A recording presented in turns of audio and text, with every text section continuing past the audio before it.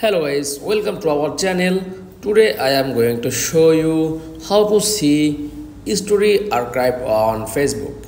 Okay, so let's get started. Then first of all click on Facebook app. Okay, then choose Facebook ID. Okay, then tap on menu option, scroll down, click on settings and privacy, tap on settings. Scroll down,